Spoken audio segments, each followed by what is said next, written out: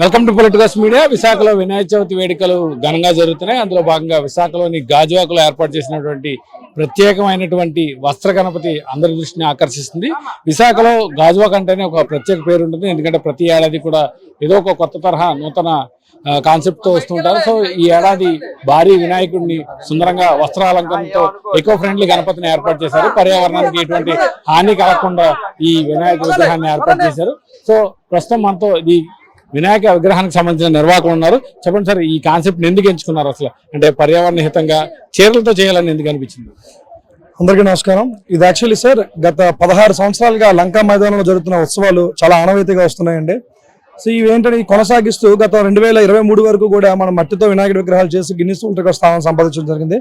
కానీ ఈ సంవత్సరం ప్రత్యేకంగా మా వైఫ్ ఒక చిన్న కళ్ళ రూపంలో స్వామివారి వస్త్రాలు అలంకరించుకొని రావడం జరిగింది.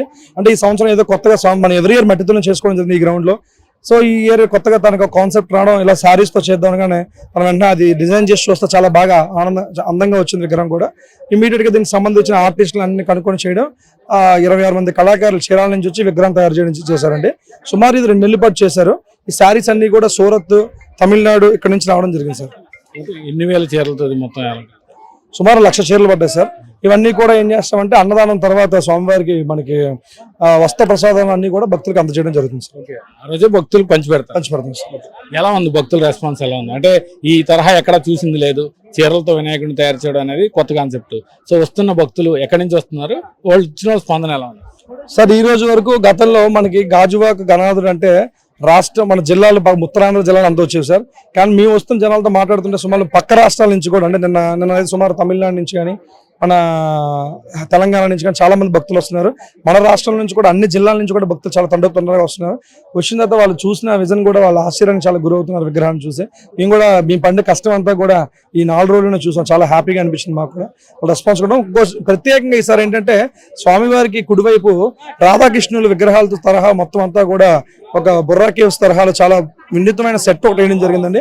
అదే కాకుండా లెఫ్ట్ సైడ్ శ్రీ మహావిష్ణు స్వామి వారి దగ్గర సుమారు 2.5 టన్నుల శివలింగం ఆకారంలో భారీ లడ్డు ప్రసాదం కూడా బయట పెట్టడం జరిగింది. అది సుమారు ఇప్పుడే వచ్చి ఒక అరగంట అయిందని మిర్చి స్నాక్స్ వాళ్ళు దీన్ని ప్రత్యేకంగా మాకు విరాళంగా ఇవ్వడం జరిగింది. నైరా గోల్డ్ వాళ్ళు అది అక్కడ పెట్టి ఈరోజు స్వామివారి ప్రసాదంగా సమర్పించింది. మీరంతటి ఘనకీర్తిగా అంటే చెప్పుకుంటున్న వినాయకుడు చాలా మంది భక్తులు వచ్చే అవకాశం ఉన్నారు. క్రౌడ్ మేనేజ్మెంట్ ఎలా జరుగుతుంది? అదే సార్, ఇదంతా మేము చేసిందే కాదు సార్. మా పెద్దలు, మా బ్రదర్స్ అందరూ కూడా దీని ముందు నుంచి దీన్ని ఒక లైన్ గా, అంటే బార్కేడ్లు ఎలా వాడాలి, ఎంట్రీలు ఎట్ల నుంచి ఇవ్వాలి, ఎగ్జిట్ ఎలా ఇవ్వాలి, ఇంత జనం వస్తే ఎంతవరకు చేయాలనేది మాకన్నా సీనియర్లు గతంలో 2014 ముందు చాలా మంది చేస్తున్నారండి. వాళ్ళు చేసినవన్నీ కూడా మేము ఆ రోజు చేసి పాటిస్తున్నాం. కానీ అప్పుడు 2 లైన్లు ఉన్నాయి, ఇప్పుడు 20 లైన్లు అయ్యాయండి. అలా బార్కెట్లు పెంచుకుంటూ భక్తులకు ఫాస్ట్ మూవ్మెంట్స్ మీరు చూస్తూనే ఉన్నారు. వచ్చిన వాళ్ళందరికీ కూడా 5 నిమిషాల్లోనే దర్శనం అయ్యే విధంగా ఏర్పాటు చేస్తున్నాం. నిమజ్జనానికి సంబంధించి ఎటువంటి ఏర్పాట్లు? అంటే గతంలో సార్ మనం మట్టితో చేయడం వల్ల ఫైర్ ఇంజిన్స్, కృష్ణా గోదావరి జలాలు తీసుకొచ్చి స్వామివారికి అభిషేకం చేసి నిమజ్జనం చేసామని. కానీ ఈ సంవత్సరం స్వామివారికి చాలా ప్రత్యేకంగా 1 టన్ను విభూది, 1 టన్ను పసుపు, 1 టన్ను కుంకం, 1 టన్ను పువ్వులతో స్వామివారికి అభిషేకం చేసిన అనంతరం ఆ పసుపు కుంకాలతో సగా స్వామివారికి వాడిన వస్త్రాలన్నీ కూడా ఒక బ్యాగ్ లో పెట్టి రుద్రాక్ష, పసుపు కుంకం, అక్షంతలు, ఒక స్వామివారి ఒక లడ్డు ప్రసాదం ఇవన్నీ కూడా బ్యాగ్ లో పెట్టి భక్తులకు అందజేయడం జరుగుతుందండి. ఏదైతే ఈ 1,00,000 చీరలతో ఏర్పాటు చేసిన వినాయక విగ్రహాన్ని చూసేందుకైతే పెద్ద సంఖ్యలో భక్తులంతా కూడా తరలి వస్తున్నారు. ఏదైతే నిమజ్జనం రోజున ఈ ప్రత్యేక అభిషేకాల అనంతరం ఈ వస్త్రాలను ఏదైతే స్వామివారి రూపంతో అలంకరించుకున్న ఈ వస్త్రాలన్నింటినీ కూడా భక్తులందరికీ కూడా పంచిపెడతామని నిర్వాహకులు చెప్తున్నారు. కెమెరామెన్ ముఖేష్తో కిరణ్, పొలిటికోస్, విశాఖ నుంచి.